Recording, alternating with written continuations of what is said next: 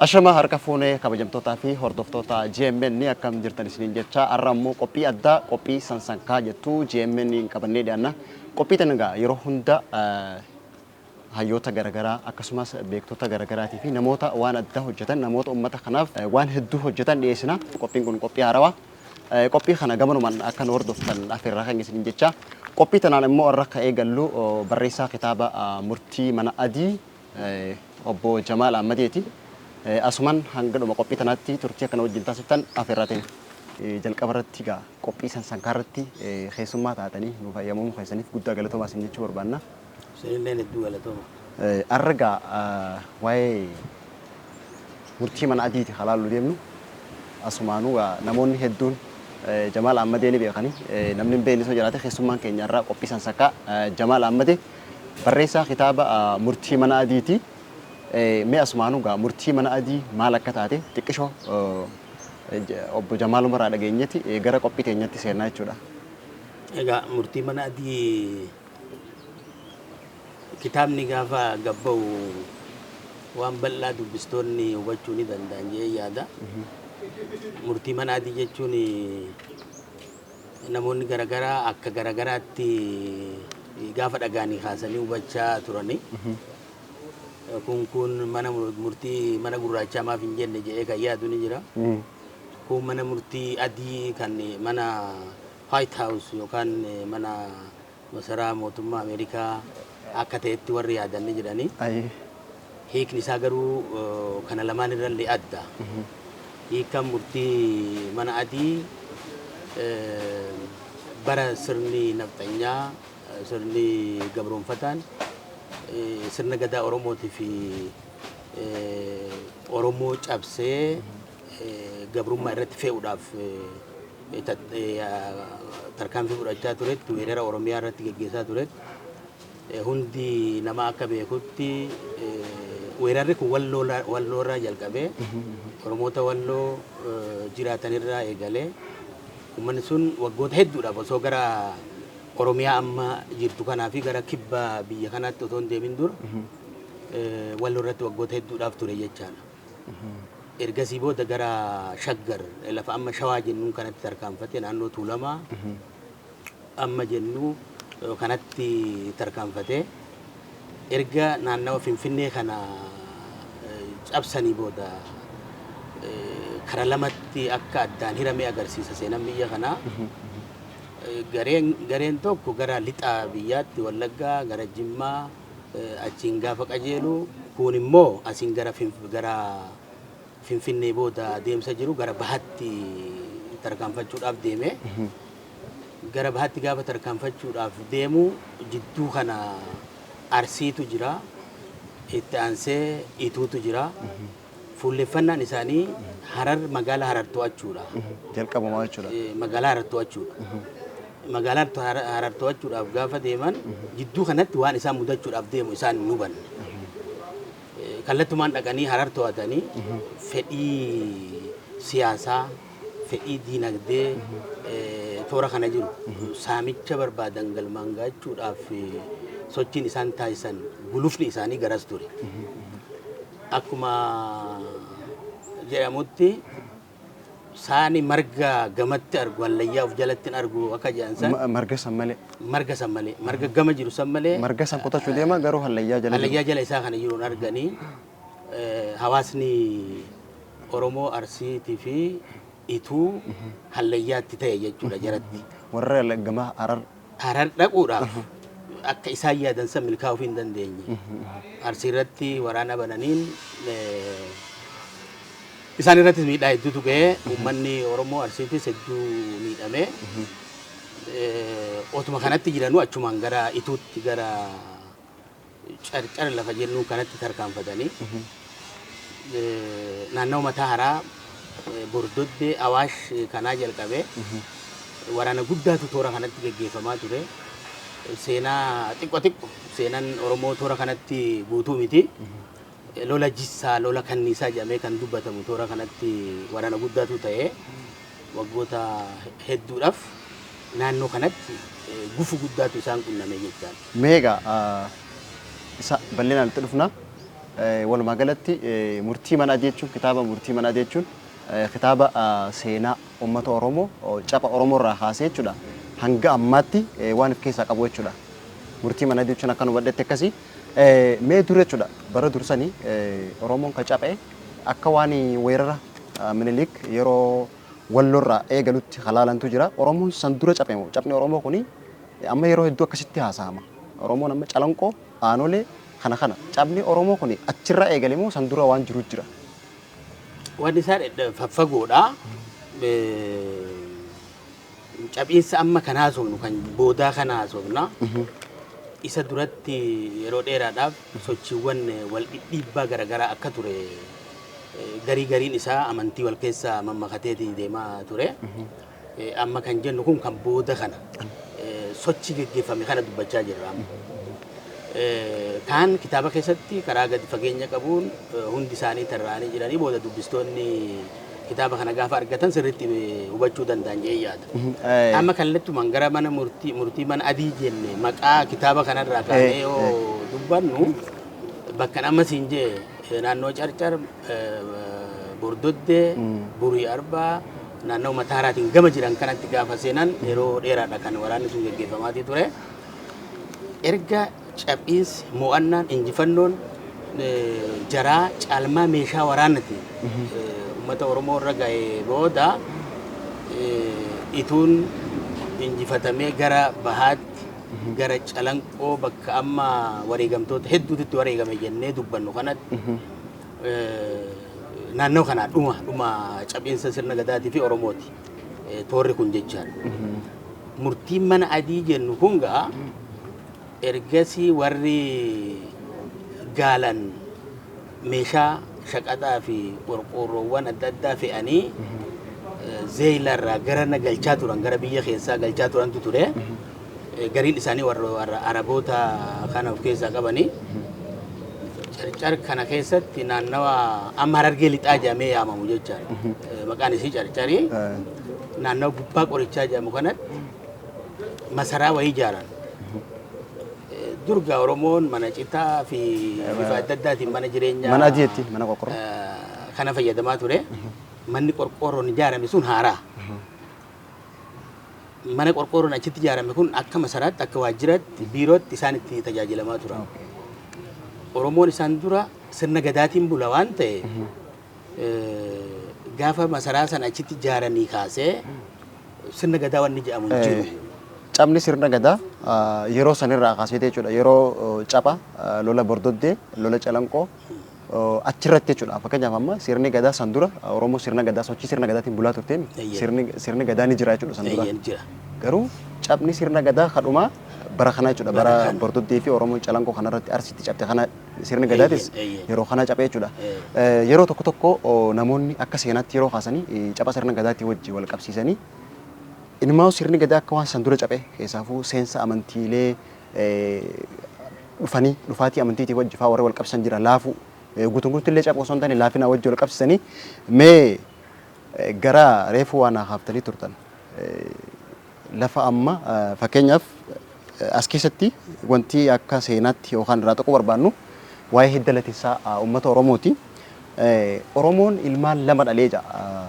Isa kanarratti fakkeenyaaf Booranaaf Bareentoo jira. Oromoon Booranaa fi Bareentoo jeeti lama lamatti qoodama. Booranaaf Bareentoo mere ilmi Oromoo akkas jee jira.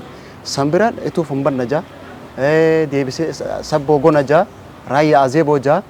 Maccaaf Tuulama jira. Lama lamatti deeme. Isa kana hidda latinsaati moo caasifamaa wayiiti kan sirna gadaa keessaa fudhatame moo inni kun akkami? Gariin isaanii gariin wanni kanaa wanni caasifaman fakkaatus keessa isaanii jira. Dogoggoroonni adda addaa akka jiran wanni ilaalamu ni jira. Amma keessa gadi hin bu'u. Wanni kun ka'umsi isaa bakka tokkotti warra seenaa Oromoon beekne irraa waan madde fakkaata.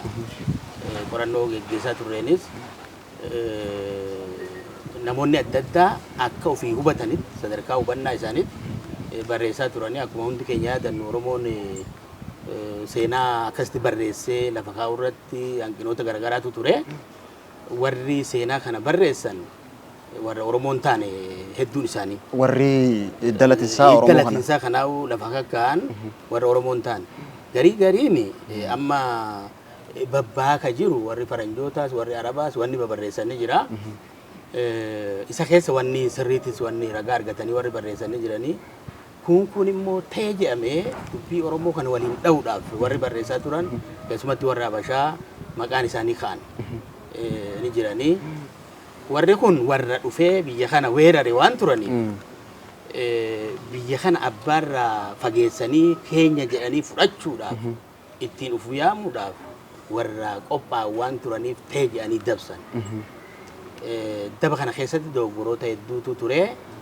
Dogoggoroota turan kana namni keenyas booda waa barreessuu jalqabe osoo sirriitti addan baafatiin osoo hin qoratiin yaaduma achirra jiru san waraabanii gara kitaabota seenaa fakkaatutti warri jijjiiranii jiranii kun dogoggora akka ta'etu mul'ata. Dogoggora kana keessatti amma fakkeenyaaf waa'ee dalatinsaa keessaafuu baha gara bariintummaa kanatti yeroo dhufnu akkuma tuu haasute namoonni maqaa dha'insaan jechuudha seenaa Oromoo kana barreessan warroota akka Abbaa Baharii fa'aadha yeroo baay'ee dalatinsaa Oromoo kana fakkeessanii fakkeenyaaf lamatti moo Oromoo kana lama dhalee hanga nama jechiisutu jechuudha fakkeenyaaf Booranaaf Bareentuu irraa ka'ee lamaan dhufe Macaaftuu lama Daarimuuf maalii akkasitti dhufee gara shanan fakkeenyaaf Oromoon Bareentuu shanii jenna fakkeenyaaf gara Bareentuutti yoo fudhanne ilmaan Bareentummaa shanii jenna shanan san keessaa itoo humbanna je'eeti shanan bareentummaa warri kun eessa keessa ramadama fakkeenyaaf Karrayyuu jira miti Qalloo jira humbanna jennee jirra namumaafu waan kana waan ifatti ta'in tokko jira yeroo hedduu fakkeenyaaf lamatti yeroo qoqqoodamu as keessatti gaa shanan bareentummaa kun gara kamitti amma lama abbaan ibsu sunaa ibsu an akka qorannoo amma jiruu fi qabatamaan beekuttis shanan bareentumaa jennee kan fudhannu tokko Dummugaadha.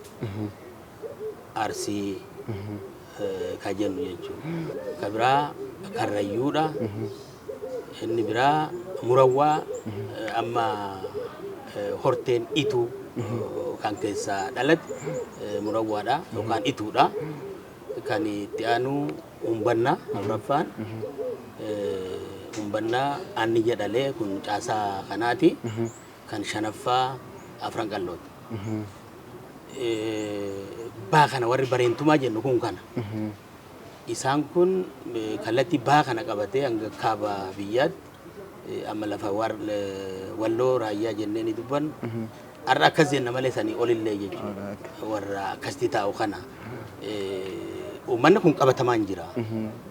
Amma kana dhiisanii tokko galchuudhaaf yaaliin godhamu kuni dogoggora hubannoo yookaan daba jarrii hojjetan san itti fufsiisuudhaaf hanqina wanni irraa kaa'ee yaada. Maaliif kana kaasiseeta? Yeroo hedduu barreessitoonni Oromoo durirraa kaasee hanga ammatti seenaa barreessan referensii yookaan immoo wabii bakki isaan irraa fudhatan waan dubbisan irraayi. Fakkeenyaaf Abbaa Baharee akkuma kaafne itu humbanna jalattuu bareentummaa kana lama ramadee Murawwaa fi Ituullee Murawwaa abbaa Ituuti. Murawwallee qophatti yaame Ituullee qophatti yaame. As keessatti amma shanan kana asuma keessa guute abbumaa fi ilma kana lama godhe jechuudha akka waan obboleewwan ta'aniiti shanan bareentummaa keessaa lama ta'anitti kaa'ee barreessitoonni Oromootis yeroo barreessanii waan achirraa barreessan na fakkaata. Fakkeenyaaf seenaan ambi barreesse seenaa ambaati yoo jenne seenaa namni keenya barreessis ka akkasiitu jira.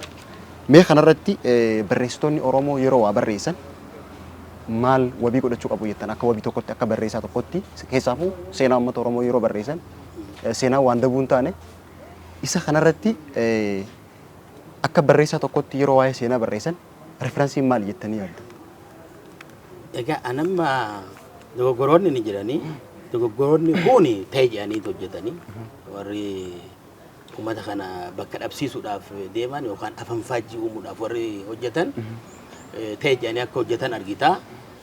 Amma warra sanirraan akka Oromootti warra jiran ani rakkoo biraarraa ka'an jee yaadu hanqina deemsaa hanqina hubannaa ragaa karaa sirraa walitti qabachuu dhabuurra madda jee yaada. Ufiif deebi'ee ofirratti daba hojjeta jee yaadu barreessitoonni Oromoodha. ammas isarratti dogoggoroota turan waliif sirreessuu gara fuula duraatti illee dhaamsa waliif dhaamnee akka sirreeffamu taasisuu malee wal komachuun barbaachisaadha jedheen fudhadhu. Hanqinoonni jiran barreeffamoota jarri barreessan kana isa fudhatanii deemuun akka dogoggoratti ni jiranii. Oromoon barreeffama akkanaa kana keessa hin turre jedhanii fudhachuun ni danda'ama. Kun dhugaadha. Yaalii akkasii yayyaaluun nu waan tokko garuu dogoggoroota turan sana sirreeffachuun barbaachisaadha. Akka barreeffamaatti akka barreeffamoota seenaatti qorannoon kan irraa ka'uu qabu waan qabatamaa irraa ka'utu isarra jiraata. Hawaasa irraa ka'uu qaba. Hawaasni seenaan sun isa laallatu sun lafa jira. Barreeffamoota gurguddaan lafa akkasitti turee barreeffamee lafa taa'ee jiraachuu baatullee uummanni walitti afoola walitti daddabarsaa ture sun ni beekaa. Mirga adda addaa qaba. Akkatti waliif dabarsuu qaba. Isa keessaa waan waraabamuun jira. Jaarsolii fi hayyoota gurguddaatu uummata kana keessa jira. Isarraa waa fudhachuun barbaachisaadha. Keessumattuu yeroo ammaan tanaa namoonni waa beekan umriin isaaniitis deemanii gara dadhabuutti deemaa jiru. Isaan kanarraa daddafanii waa fudhachuun ni barbaachisa. Kun akka madda guddaa tokkotti fudhatamuun gaariidha. Isarraa kan hafe barreeffamoota lafa jiranis walitti qabanii waan qabatamaa amma argatanii wajji wal madaalchisanii seenaa badi jennee dubbannu san ol kaasuun murteessaadha barbaachisaadha jeetii yaada. Yeroo waa barreessan ragaan yookaan immoo wabiin seenaa tokko akka riferansiitti irraa fayyadaman hawaasa afoola hawaasa manguddoota jiran namoota qabatamaan beekan irraa ragaa sassaabatanii seenaa kana barreessuu ni danda'ama jenne. Amma gaa Oromoonis lafa qaba. Oromoon nama namni maqaa qaba. Laftinis maqaa namaatiin moggaati. Akka moggaasaa Oromoo jalqabaatti isa kanaas gaa bal'inaan kitaaba murtiin mana adii waan jiru gaa kitaabuma dubbifnee ilaalla. Achumaanuu murtiin mana adii walumaa gala seenaalee akkam akkamii fa'aa keessa qabata. Akkuma laaletti jalqaba ka'umsarraa naa ibsitanitti cabinsa ummata Oromoo irraa kaasee keessaafuu zamana caba walloorraa Oromoon gaasan duraas diinaa wajjin wal qabsoo wal qabaatuma ture. Garuu ammoo dhumni sirna gadaatii fi cabinsa Oromoo kadhuma caba walloorraa kaasee hamma calanqootti bordoddeedhaan kana naan jettanii jirtanii as keessatti wanni addaa tokko wanni fakkeenyaaf akka dogoggoraatti jiru wanni as keessatti sirraa'e maaltu jedhattanii addu fakkeenyaaf akkaataa caba sirnaa. Okay, booda isatti nan deebi'a. Dhimma maqaa moggaasa godina yookaan Harargee jiru bakka biraattis maqaa wal fakkaatan jiru laalchisee ka'umsi taa'ee ni jira kitaaba keessa. Kitaaba kana keessattis yoo kaa'amu yaada uummataaf dhiyeessa kitaabichi. Qorannoo geggeessuu feesisaa. Qorannoo geggeessanii waan ofii fakkaatutti uummanni kun maqaa isaa jijjiirachuu waan isa ibsutti maqaa isaa kaayyachuu barbaachisaa. Inni gadi fageenyaan qorannoo akka gaafatu kaayee bira dabruun barbaada. Kabiraa dhimma reefu kaasnee dhaabne dhimma mana murtii mana adii ilaalchisee booddee kitaaba kana keessatti sirriitti gaafa gabba'u namni hundi dubbisuu danda'a. Ka'umsi isaa masaraa jarri sirna gadaa keessatti geggeeffachuu hin dandeessan sirni gadaa dhaabbate kana booda hin jiru nutu isin tajaajila. Tajaajilli isaanii sirna isaaniitiin jechaan. Kana booda waan biraa wanni biraa hafee jaarsummaadhaan waan xiqqaallee ilaaluu hin dandeessan hundi keessan nu bira dhuftan jedhamanii gaafa turjumaanaan xalaa warqeessii jaraa barreessee gaafa fidan uummanni sun lakkiin sirna gadaa keenya gannee sirna keessaniin hin bullu kan jedhu kanarraan manni adiin achi taa'e sun keenyaa miti diina kaje kun labsii kanarraa ka'a isa kitaaba keessatti gaafa dhufnu sirriitti ilaaluu murtii mana adii achirraa dhufee jechuudha. Waan bareedaadha meegaa duubatti isin deebisa. Murtiin mana adii yoomirraa eegaleeti kan dhalachuu eegalee har'a kitaaba murtii mana adii jiru kitaaba hangana ga'u yoomirraa eegaleeti mee kitaabni murtii mana adii kun barreessaan tokko gaa dadhabee maal jee keessaa fuudhimma seenaa kana yeroo namni wanti jiru dadhabbii guddaa feessa akka kitaaba falaasama kitaabota biraallee osoo hin taane wanni seenaa kun gaa qorannoo gadi fagoo barbaada isa kana mee akkan kitaabni kun turaadha yoo xiqqaate waggaa 15 isa ol kan dhiibachaa ture yeroo tokko tokko hojiin gaafa ulfaatutti dhiistaa yeroo kan deebistee kaastaa sababooti adda addaa jira isaan as ga'e kitaabni kan yeroo dheeraa ture fedhiin seenaawwan daddabeef waan uummatatti himamuu qabu waan dhodhokate baasuudhaaf ani qabu turaadha. Isuma santu amma deemaa as ga'e kitaabni kun akkasitti himet kitaaba Oromooti bakki inni hin jiru bakka hunda tuttuqaa waan hunda tuttuqaa kallattiillee waan agarsiisu hedduu keessaa qaba. Wantoota akka qaawatti akka hanqinaatti Oromoo keessa turellee ni tuttuqaa. Asuma keessaa deebii argataa jechuudha.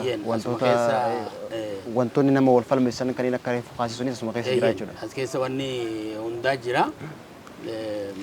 Haala kanaan deemaa dhufee jechuudha kitaabni kun. Ayyeega murtii manaatii amma maxxanee bahee jira. Yeroo gabaabaa keessatti eebbaa fi akka laalutti qophaa'aa jirtanii eebbaaf bakka hedduutti yeroo isin deemtanii argaa jira. Mee yoom kitaabni kana yoom eebbisiisuuf amma? Kitaaba kana guyyaa 2-3 kana keessatti guyyaa isaatii fi bakka isaa uummataaf ifa goona.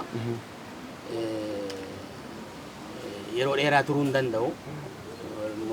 Wanni hundi xumuramee jira. Mana maxxansaatti fe'anii fiduu malee wanni hin jiru.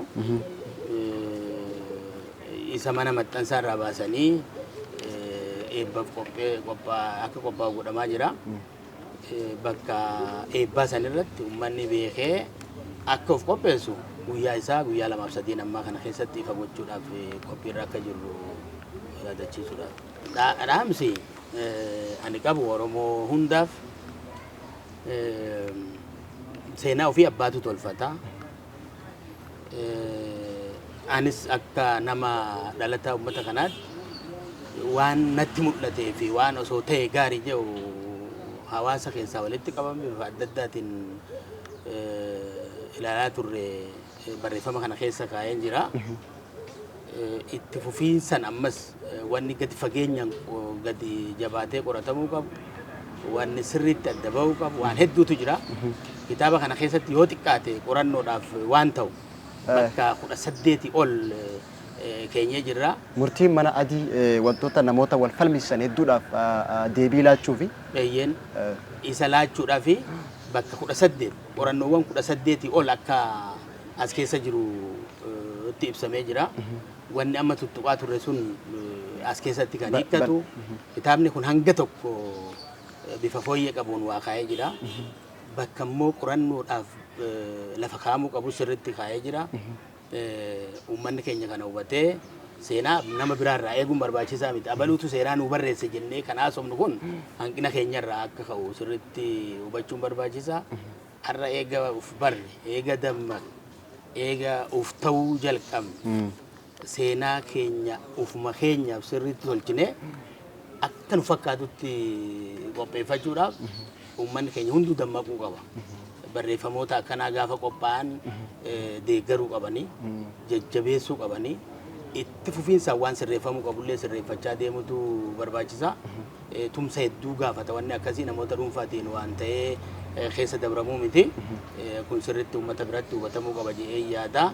Gaafa bakka isaatii fi guyyaa isaa sirriitti ibsine namni biyya keessa jirus kan biyya alaa jirus hundi isaa dammaqinaan hordofuu irratti hirmaachuu qooda fudhachuu jajjabeessuun dirqama uummataa akka ta'e dhaamuun barbaada jechuudha. Asumaanuu gaa kitaabni murtiin mana adii eebbaaf yeroo gabaabaa booda bakki isaatii fi guyyaan isaa kan beekamu ta'a.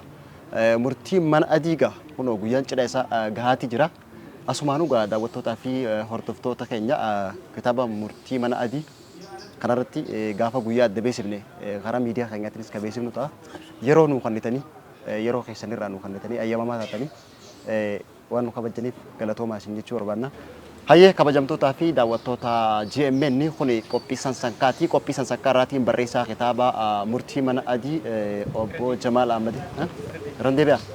Hayyee kabajamtootaa fi daawwattoota GMN ni tuni qophii sansankaatii qophiin sansankaa yeroo hunda namoota waan adda addaa hawaasa kanaaf hojjetan yeroo dheeraa kaasanii kan dhiyeessu ta'a.